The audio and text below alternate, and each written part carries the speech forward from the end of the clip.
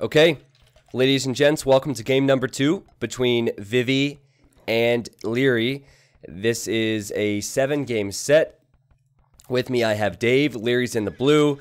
He had a rough start last time after losing his scout. He's probably happy he didn't call his restart. He's playing as the Japanese, and then in the red we have Vivy. He's playing as the Celts. This is Seize the Hump, Dave. Interesting civs for this. I love Japanese. But I feel like as the game goes farther, Celts are gonna have an advantage. Japs will definitely get the early lead, but You know what? I've never seen a Seize the Hump game go to Imp. So perhaps Japanese or their flexibility is more, I guess it's a better bonus to have here. You don't have any stone, you don't have any gold, you have very little wood next to your town center. You'll need to go to the hump and seize it to get extra stone and gold and wood. So maybe having faster attacking man-at-arms, maybe having cheap lumber camps, cheap mills, cheap mining camps will help. And Leary is obviously prepared by choosing Japs. I do like Celts, though. I think both civs are pretty strong. I think once you get into Castle Age, like what do Japs do if the Celts decide to go for a lot of siege? Yeah, you're right. Because they both can go crossbows. They both can go knights. Japanese knights are actually stronger here, something to think about because they get bloodlines now. But typically Japanese would be full crossbow and maybe pike, and if Celts have mangonels, it's tough to deal with that. You could go monks, right? In theory. Yeah, Japanese get good monks. Yeah, you could with redemption, but that means you're gonna have to control a lot of gold to sustain that. Yeah, for sure. So just some things to think about, but scouting is the most important thing.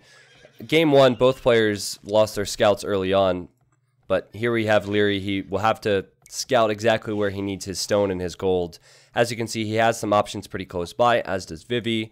It's not only scouting where to get your resources, but it's scouting where your opponent is taking resources. And I think man-at-arms, maybe towers will be incoming on a map like this. And I spoke to Leary about it, and he said that this is the type of map that he would want for this show match to determine who's the best, which I find interesting because Vivy is known for his man-at-arms and towers, and a lot of players don't like that. And Leary, he seemed okay with it.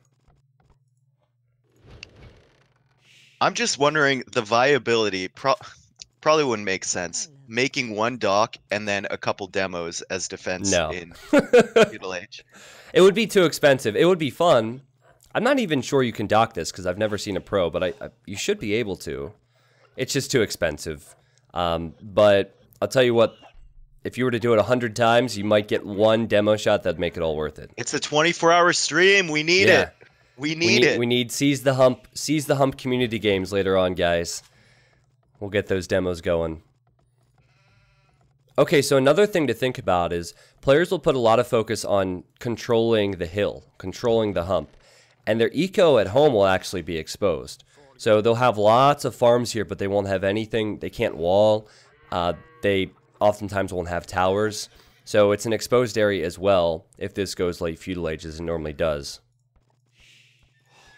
Vivy pushing in some deer. It's his second deer there. The deer are Rudolph, by the way. And Leary sees that. And Leary will steal some sheep. Okay. Yeah, Vivy's taking deer in the middle as well. Same with Leary taking some deer on the right. And the Japanese mills and lumber camps, really nice in the early game, being half price. Yeah, I guess, like, what do you prefer?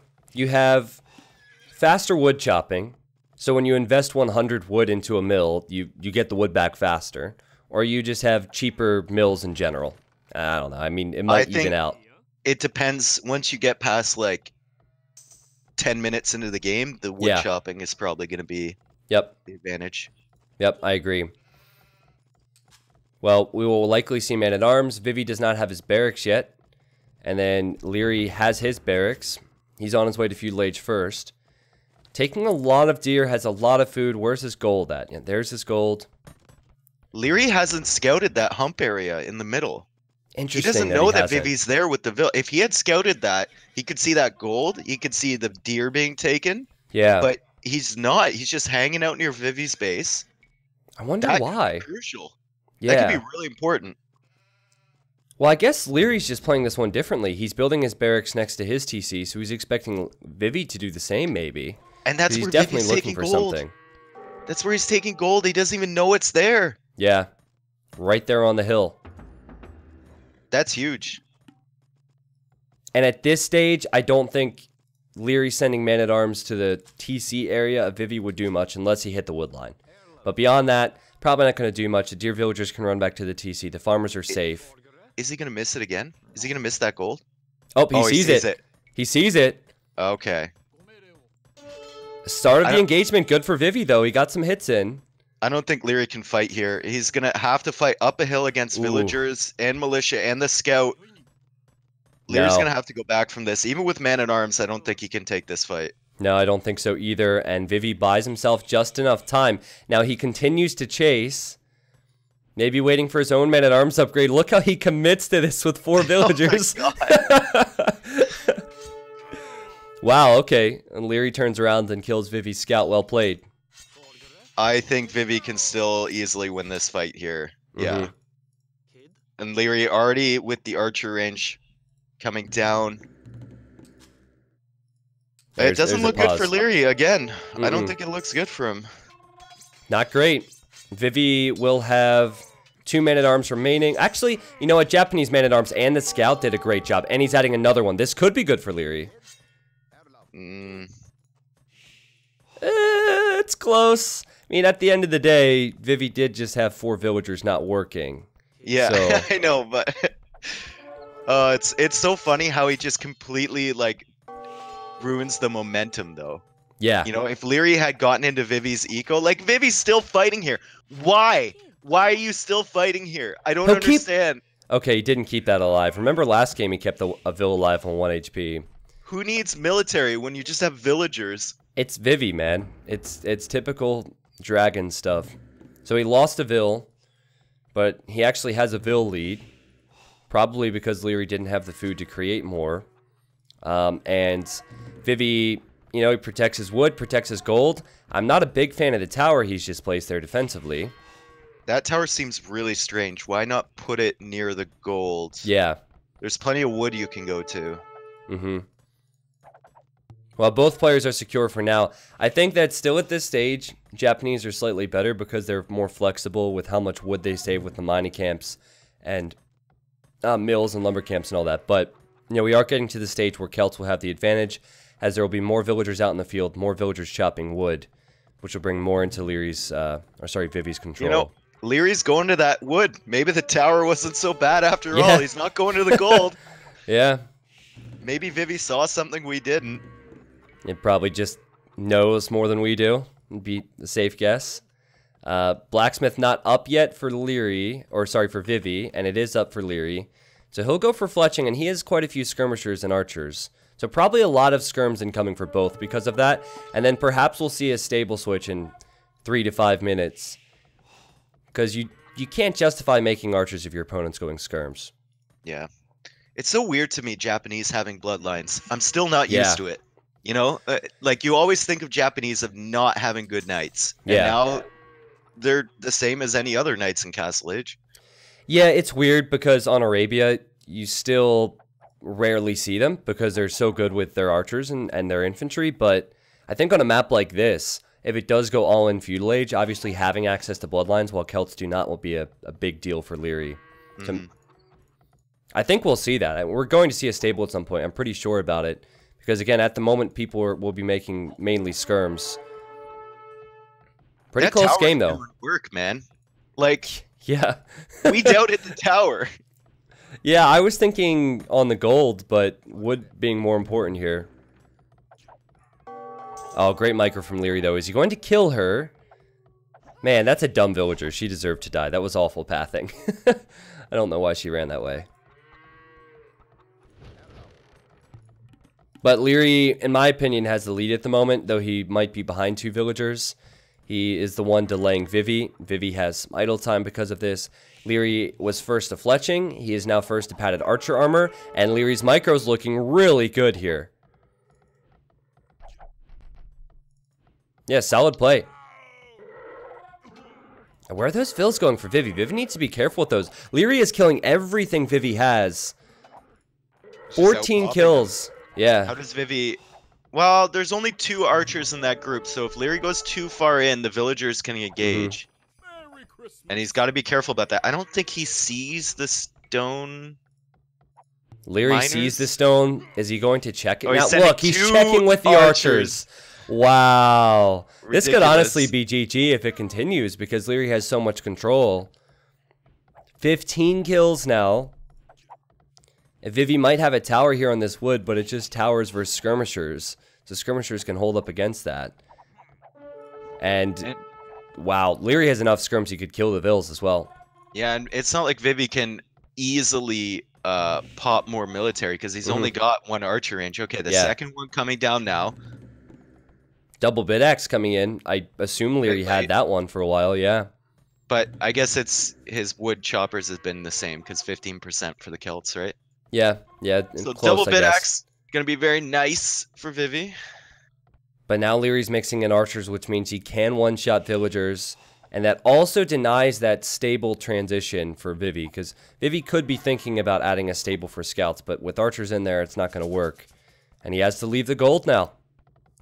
And now, is that army going towards his main island? That could be trouble. Uh-oh. Yeah. Vivy should know this now. Yep, he's okay, following. He'll run after it, yeah. Okay, let's see. If he runs these villagers like up and around to the north, it might be okay. Oh no, he's just gonna sit there. All right, now he's running. Yeah, 1 vill will go down. The farm will probably go down. No, he deletes it. Okay. Skirmishers on the way back. No armor on the skirms. Armor's an important one here, and lots of exposed villagers. Leary's in full control. He's back on the stone on the hump, and on the mainland next to the TC from Vivy, he is in control as well.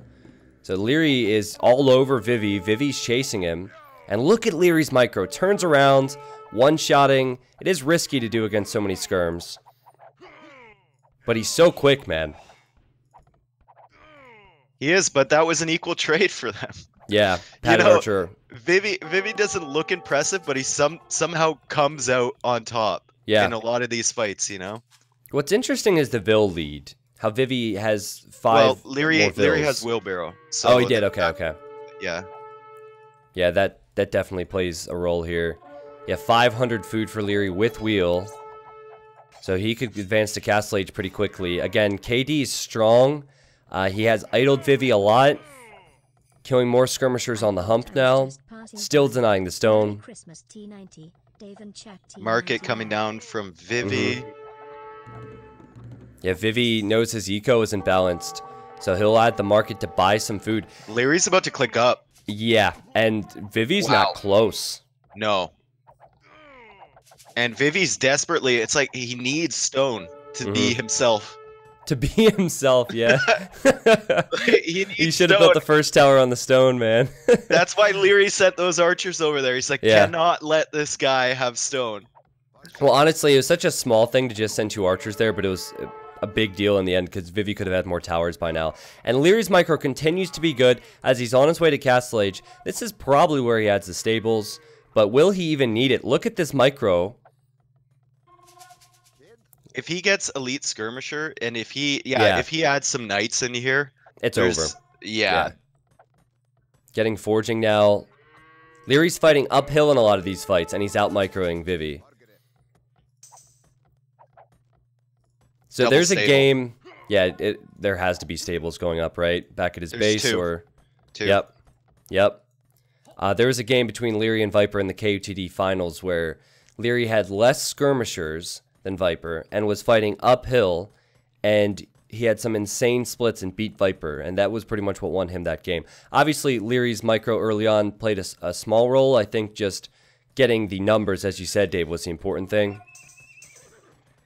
Well, but Vivy's up behind him, yeah. He bought his way up to Castle Age, sold a lot of res, and he's making spearmen, so he probably realizes. Yeah.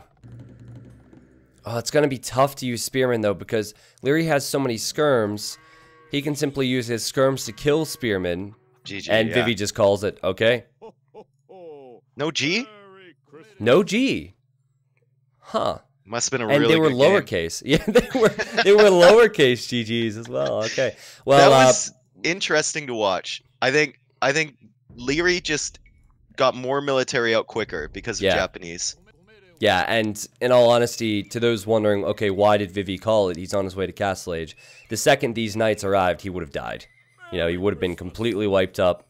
The knights had scale barding and forging and bloodlines, and I think Leary could have even taken big fights with the skirmishers he had here. So scores 1-1. $100 now goes to Leary. Leary, after the poor start in game 1 and the nice attempt, ends up getting a win in game 2. And game number 3 will be Gold Rush, I believe. Let's double check this. Make sure I have it right. Yes, Gold Rush. All right, man. I can't wait for this. So, Dave, I'm thinking Slavs is probably one of the best civs here. Slavs or Mayans? What are your thoughts? What series did we watch where there was a Gold Rush where someone just went Slavs, walled up, and then full skirm? That was MBL, and that was Hidden Cup. Yep. That was ridiculous. Yeah, Slavs are good on every map, but I think Gold Rush, they're very, very nice because you can just sit at home with those safe farms. Mm-hmm.